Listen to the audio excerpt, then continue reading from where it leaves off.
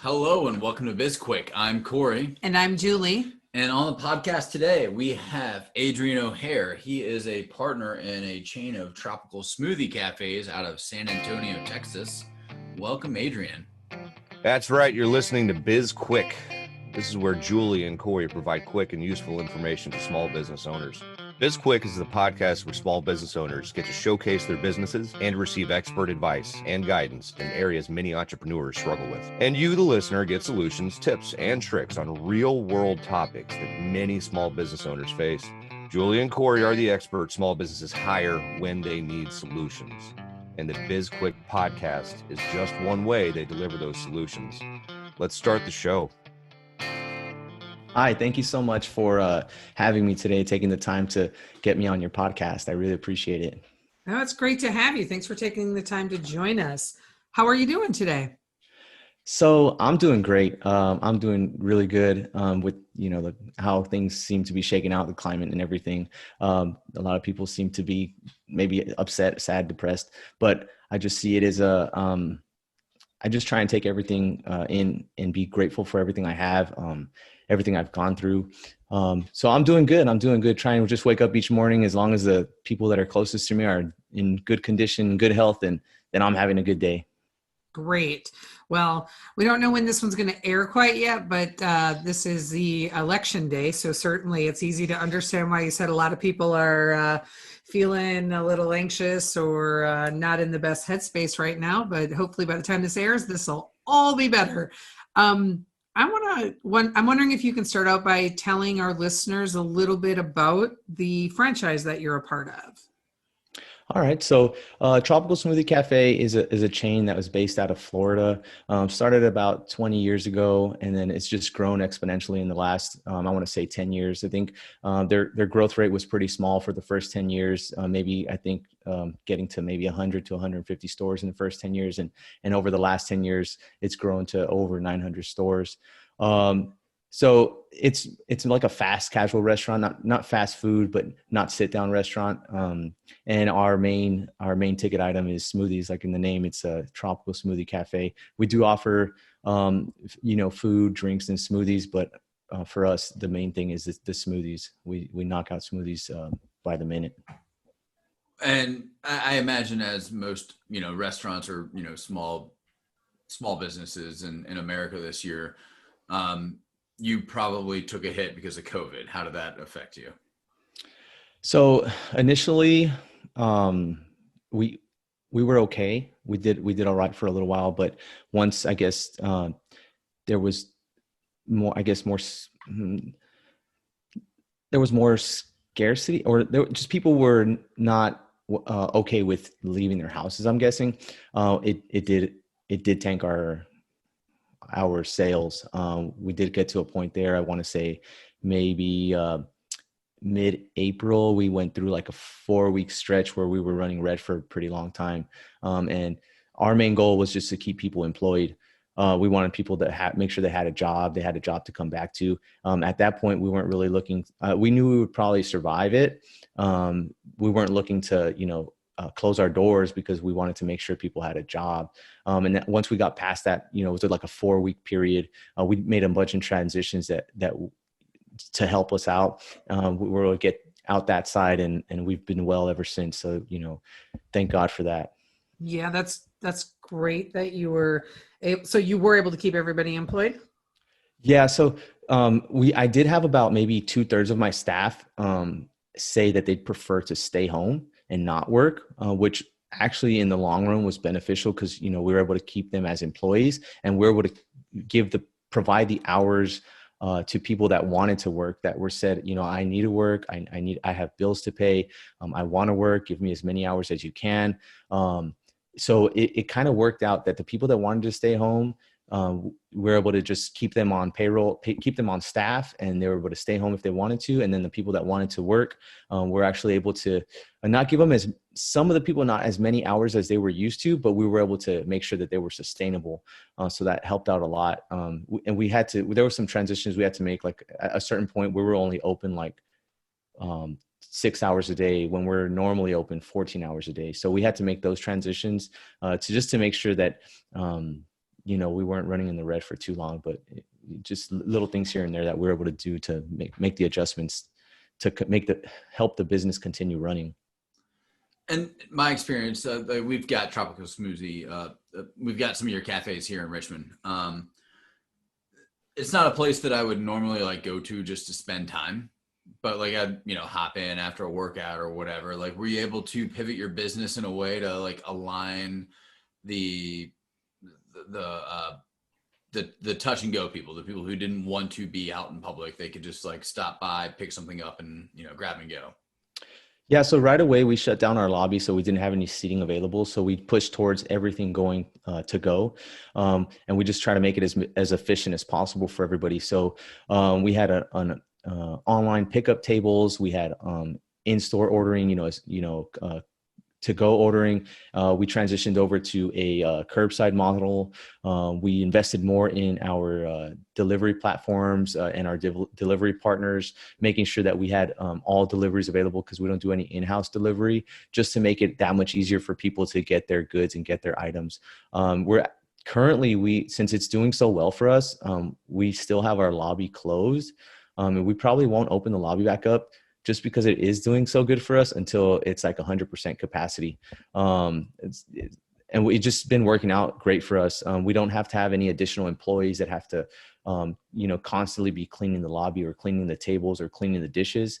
So it's worked out pretty good for us. Unfortunately, we don't have a drive-through, which I would be great if we had a drive-through, just to make it that much faster for customers. But we take call-in orders, which we used to never do before. We had to make those transitions and adjust, and whatever we had to do to make sure that the customers were happy and they felt safe and felt comfortable to continue purchasing our items and enjoying the smoothies and enjoying our food. Of all the pivots that you had to make, how many of those came from corporate? Like, were a lot of those passed down, or did you have to figure that out on your own? So that was kind of rough. We had some transition periods to where we had no idea what to do, and we kind of weren't provided as much clarity as we would have liked in the first few weeks. So we had to try and push towards what we thought would fit best. So things that we were already doing, we just doubled down on it. So making sure that our delivery partners, everyone is like, we're on every delivery platform possible. Some of the platforms have where you can advertise with them. So we advertise with them to make sure that, it was working even better. We implemented a curbside service on our own, which came a few weeks later from corporate. Once I guess kind of the dust settled a little bit, and they kind of found out what stores were doing what and what was working and what stores were doing right, they did implement some changes to make sure that, across the board, it was a lot more efficient. For instance, I don't know how familiar you are with different platforms in regards to, like say the Uber Eats and DoorDash and whatnot, but they usually provide their partners with a tablet, and you get a buzz and it lets you know that there's an order from Uber Eats, and you have to ring it into your POS system and whatnot. Well, that takes time. So across the board, what Tropical Smoothie Cafe as corporate did is they integrated it with our POS system. So as soon as the order came in, a receipt popped out and we knew it was for Uber. So that saved a few minutes here and there, which over time, it saves a lot of time for us, and it's a lot more effective and efficient. I think once they found out what worked properly in different cafes, they just implemented it across the board. Wow. Good for you for being ahead of the curve on some of those changes that you made, even like ahead of the corporate in terms of like your curbside delivery and whatnot. I'm curious about the additional costs that you are incurring for the, cleaning and like everything that sort of supports COVID on the back end, if you will. So in our cafe, me in particular, I'm a real stickler for keeping things clean. So most of our crew was already, they already knew that we just have to, not extra cleaning because we were already doing it. They just knew that we had to stay on top of it. So I've been a stickler just to make sure we're in the food industry. We got to make sure that things are always, clear, concise, and sanitary. And we want to make sure that, no one, there's no unhealthy items being passed around. So we made sure we just continued what we were doing, ensuring that everything was clean, everything was sanitized, all the stations were always clean, inside, outside. There are a few additional spot checks that we do now in the lobby. Even though we don't have customers eating in the lobby, we just want to make sure that, you know, we're wiping down door handles, wiping down tables, wiping down the POS system, anything that, you know, people might come in contact with. One of the major changes that we made is previously we only had people that made food wear gloves. Now we have all of our crew members wear gloves, whether you're at the cash register handling cash or whether you're making a smoothie for somebody. We just have everyone, whether you're, I mean, even if you're washing dishes, some of our crew members will put on gloves. Opening the door for people, put on your gloves. Just little things like that have, I would say, in regards to cost, when in the beginning we did have a few extra people on staff just to make sure there was constant cleaning going on. They knew what needed to be done since we had already implemented it previously, but it just like making sure it was done and making sure it was done thoroughly. I think other than that, maybe we've gone through like thousands and thousands of gloves as of late, all different sizes. At a certain point, our supplier couldn't even supply gloves as frequently as we needed them. So I would say maybe that, just a few extra hours here and there with staff, and then gloves. And I think we're going through the same amount of like sanitizer and whatnot. It's kind of all balances out. You know, we're saving money by not having people in the store, and they're just taking, you know, in and out of their store right away. And then, you know, the cleanliness part of it, maybe we're just spending there. Coming from a background in the food industry, I know how hard it is when people like to blame everything on you, whether it's diseases, foodborne illnesses, whatever. Everything comes back to you. It's all your fault. But it's a heavily regulated industry. Like everything is sanitized. There's like certifications, all of that going on. With this pandemic, what are your thoughts on everybody blaming everything on you? Well, it makes it a lot more difficult because I feel that maybe the food industry can do a lot better in education in regards to what they're doing in their stores and in regards to how they handle food.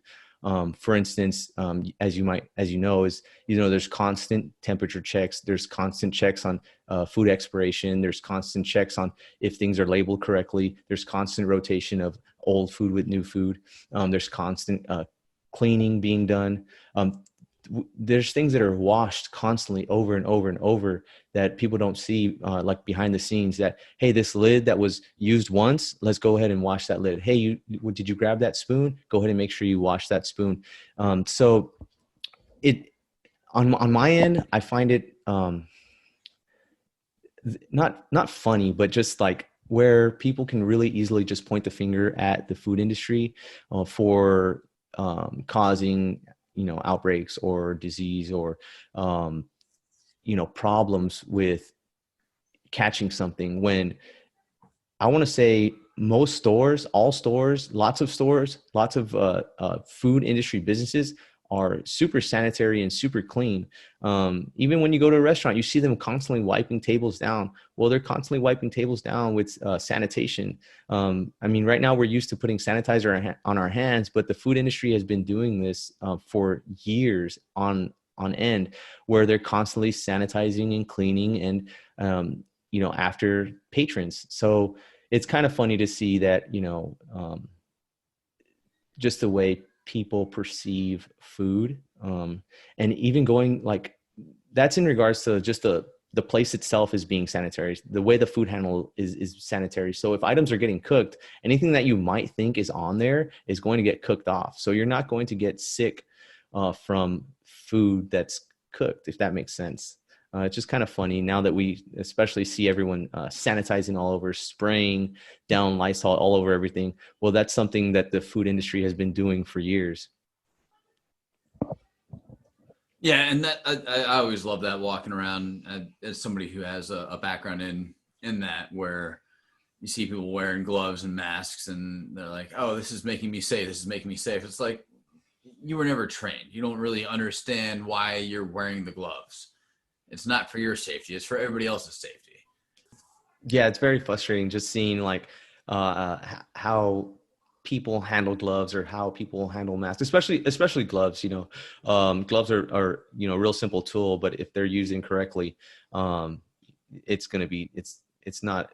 It just I very peculiar in watching people and how they do things, because I'm used to watching my crew. So I want to make sure, like, hey, you're at the register, you're going to go help someone make something, make sure you dispose of those gloves, wash your hands, put some new gloves on. And you just so used to seeing that over and over. But the way, I guess, the general public uses gloves is like, you see them grab the door handle, you see them grab their money, you see them grab their face, you see them grab their kid's hand, you see them do this, that, and the other. And you're like, oh, like it gives you almost an anxiety to, like, you do have the tool, but you're not using it properly. So it just kind of if you bring it back to the restaurant, just bringing it, letting you, like, for me, for instance, letting your crew know exactly why, educating them why, like, hey, you just handled some money from someone, you don't know where they had their money, make sure you dispose of those gloves, wash up your hands, put some brand new gloves on, and then continue with your work. And then them understanding, like, well, yeah, you're like, they understand the touch aspect of it, and they get it. And the food industry people, they seem to just understand that part of it a little bit more, which I'm glad for. We're going to take a quick break to let Damian Scott tell you about his business, Lexington CPA Associates. Hey guys, Damian Scott here with Lexington CPA Associates. We are your accounting professionals working from coast to coast, from California to New York. Anything accounting and tax related. I know it's the beginning of the year. You might be thinking about doing your tax returns, and we're the ones to help you out. Contact us today based off of this conversation right now. Receive 20% off, and we'll help you with that mountain of paperwork that's on your desk. We'll get you cleaned up. We'll get you ready for taxes, and we'll get you moving forward. Damian Scott with Lexington CPA Associates. We look forward to hearing from you soon. Check out our show notes to learn all the ways that you can connect with Lexington CPA Associates. Now back to the podcast. I'm going to switch gears a little bit and ask you about the decision to go from, you formerly owned your own restaurant and then you moved to a franchise, right? So what made you flip over to being part of a franchise, and what are kind of the pitfalls, but also the benefits of it? So this is a little bit of a long story. Previous business I had was somewhat similar to what I have going on right now, in regards to like a fast casual restaurant. It was also really not a sit down restaurant either. So I owned and operated a meal prep business, and we had a juice and smoothie bar located inside the business. So it was kind of 3-in-1. And at the time when I left the business, we had 3 physical locations. It was more localized, so it was just local to the city. We had built and established a name because we're in operations for about 5 years. So we did have our loyal customers in the city, in the community, in the neighborhoods. And I just since I had the knowledge base in regards to restaurants, I had family members that were looking to transition to other businesses, and they thought Tropical Smoothie Cafe was a really nice business to look into, with a lot more people being more health conscious. I was approached with, the opportunity at the time. I was looking and willing to invest and not do as much operations as I was already doing. And push come to shove, kind of, speaking to my family a little more, and understanding what they wanted from me, in regards to the operations side, it just seemed like a good match. The previous business that I was involved in, it was a partnership as well. And I feel at that point where we were at, maybe my partners didn't have the same vision I did. So it's just, sometimes you just need something new, something fresh, something more intriguing. I felt like I was doing the same thing every day. And we're doing well, but we're just it seemed like we were just stagnant, and it wasn't where I wanted to be. And I looked at a franchise model. I researched it. I enjoyed the product. I had saw some very successful businesses, the same business nearby. And I thought, well, if I'm gonna ask for some change, then I'm gonna go ahead and jump in, which required actually me moving cities to a whole new city, and starting basically all over, just kind of dropping everything that I had going on in one city and moving my whole family to a new city, to a new endeavor. I do enjoy the franchise model because there is name recognition. So almost wherever you go, people are going to hear the name and they're going to say, yeah, I've been there before, or yeah, I enjoy that. Or especially if they're a staple in certain cities, people seem to just love the product. I have people that come like, I'm in San Antonio, Texas. So I have people that'll come from Florida or that have lived in Florida and say, man, I have tropical smoothie all over the place. And I'm so happy that there's a tropical smoothie here in San Antonio. So we were the second cafe to open in San Antonio, and we were pushing to be the first one, but we were off by like 24 days. So it's a brand new market for tropical smoothie, and then this is a brand new item for San Antonio, Texas. So there was some small pitfalls, getting our name out there, which I was already used to with the previous business that I had. I do really enjoy the aspects of franchise because it makes, to tell you the truth, it just makes everything easy. Everything's kind of laid out for you. You just have to execute on the plan. They give you the plan in regards to, how things should be made and how things should be done, and, provide you with exact equipment that you need. You don't really have to scavenge for like trying to figure out, well, do I need this? Do I need that? Is this going to be useful to me? It's kind of all laid out to you. You have exactly what you should order in regards to your product. You have all of that kind of just handed to you. You just have to execute on what's already working and double down on what they find that's already working. The small minor things that, I was used to making changes on a whim. If I found that a product wasn't working, me and my business partners would just say, all right, we're taking out that item and we're going to add something if we want to. If we don't want to add anything, we won't.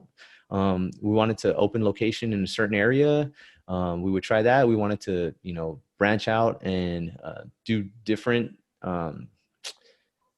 things with our business. We're able to. With the franchise model, it's a little bit harder, and which is completely understandable because they're trying to protect the brand. They're trying to protect the business. They're trying to protect their franchisees, and they're trying to protect the customers. So, for instance, all cafes order their supplies from the same distributor. That's because it can be controlled in regards to if they find a bad batch or whatnot, they're able to tell all of the cafes that, hey, don't order this item anymore. Or if they're making a transition to using a certain product, well, just let the distributor know that all of my stores are going to get this particular item, and all the stores get it. It makes quality control easy as well. So if everyone's using the same strawberries, well, you're not going to get a different smoothie in San Antonio, Texas than in, Destin, Florida. It's going to be the same. It's going to look the same, taste the same, make you feel the same. It makes it that much easier just to control the quality of the product being served, if that makes sense. It does. It also makes it easier for the customer because they know what to expect. That's one of the benefits of a franchise, right? Is no matter where you go, you can get your same favorite strawberry, blueberry, banana smoothie. So yeah. Exactly. As an entrepreneur, you had a cafe prior to this, and you've got that spirit. What's the hardest part about like conceding to corporate? Because I know a lot of people want to start their own businesses, but they don't want to give up that control. So what was that for you? I think honestly, it's an everyday struggle. I don't know if it ever becomes easier. I think if someone didn't have that entrepreneur mindset or didn't start a business on their own previously, it might be easier, to tell you the truth, because letting go of certain things sometimes, or not letting go, just like